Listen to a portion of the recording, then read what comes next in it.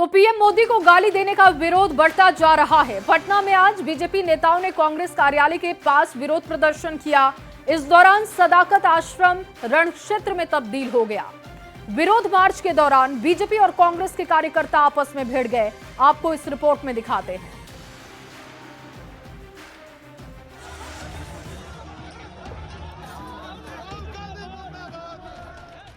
प्रधानमंत्री नरेंद्र मोदी और उनकी मां को गाली देने की सियासी लड़ाई शुक्रवार को हाथापाई पर उतर आई।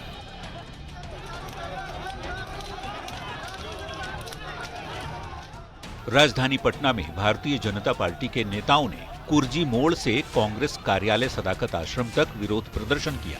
इस दौरान बीजेपी और कांग्रेस के कार्यकर्ता आमने सामने आ गए। कांग्रेस का प्रदेश कार्यालय रण क्षेत्र में तब्दील हो गया।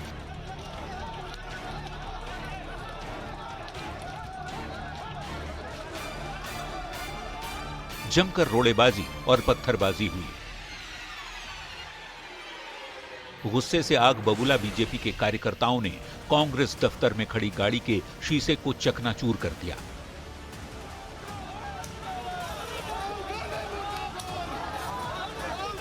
पटना में कांग्रेस और बीजेपी के कार्यकर्ताओं में जबरदस्त भिड़ंत हो गई। दोनों तरफ से लाठी डंडे चलने लगे। आसमान से ईंट पत्थर की बारिश होने लगी। राहुल और तेजस्वी के मंच से पीएम मोदी के लिए आपत्तिजनक शब्दों का इस्तेमाल करने के लिए पटना से दिल्ली तक आक्रोश है। बीजेपी के नेता जगह जगह प्रदर्शन कर विरोध जता रहे हैं। महिला मोर्चा की नेता सड़कों पर उतर चुकी हैं। बीजेपी के केंद्रीय मंत्रियों का गुस्सा भी चरम पर है। कहा गया है कि जहां माता का अपमान हो वहां विनाश होता है। अपमान करने वाले का विनाश निश्चित है। अगर मैं होता तो जुबान खींच लेता उस मंच पे जाकर के। बीजेपी नेता राहुल गांधी और तेजस्वी से माफी मांगने को कह रहे हैं। आरोपी के खिलाफ कार्रवाई की मांग हो रही है। गुरुवार की रात दरभंगा पुलिस ने आरोपी को गिरफ्तार कर लिया है। आरोपी रिजवी उर्फ राजा सिंहवाड़ा के भोपुरा का रहने वाला है। पीएम को गाली देने के मामले में पटना के गांधी मैदान और कोतवाली थाना, दरभंगा के दलसिंह सराय और सिमरी थाने में केस भी दर्ज किया गया है। ये लोग हताश हैं राहुल जी की लोकप्रियता से, घबरा के और इस तरह का कुत्सित मानसिकता से ये सब काम कर रहे हैं।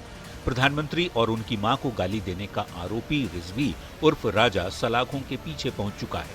पीएम को गाली देने के मामले में एक ओर सियासत हो रही है तो दूसरी ओर पुलिस अपना काम कर रही है। कांग्रेस इस पर खुलकर बोलने से बच रही है, जबकि बीजेपी और इसके सहयोगी सियासी चढ़ाई का मूड बना चुके हैं। दरभंगा रिपोर्टर विपिन दास, पटना संवाददाता शैलेंद्र और धर्मेंद्र कुमार के साथ ब्यूरो रिपोर्ट, न्यूज़ 18।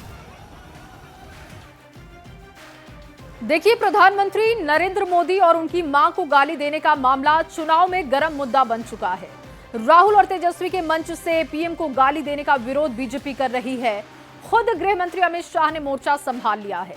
उधर कांग्रेस भी इस पर खुलकर बोलने से बच रही है। पीएम पर किए गए विवादित बयान पर क्या हालात है बिहार में, आपको इस खास रिपोर्ट में दिखाएंगे।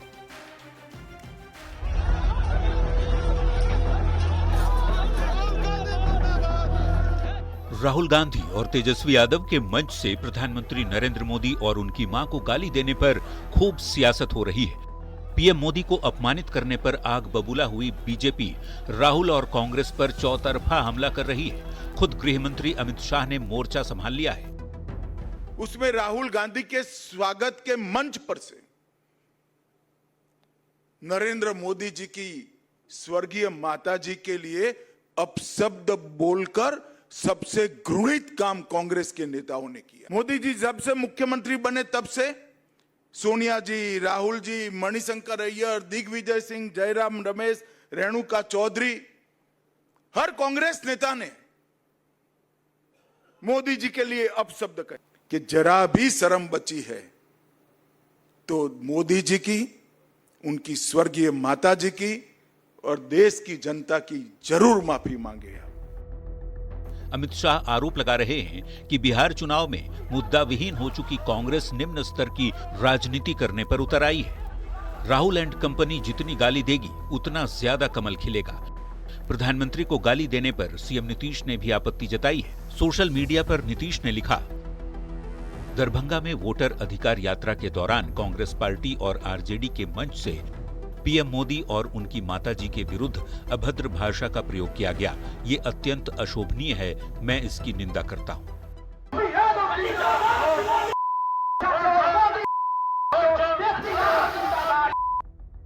ये पहला मौका नहीं है जब पीएम मोदी या उनकी मां को गाली दी गई।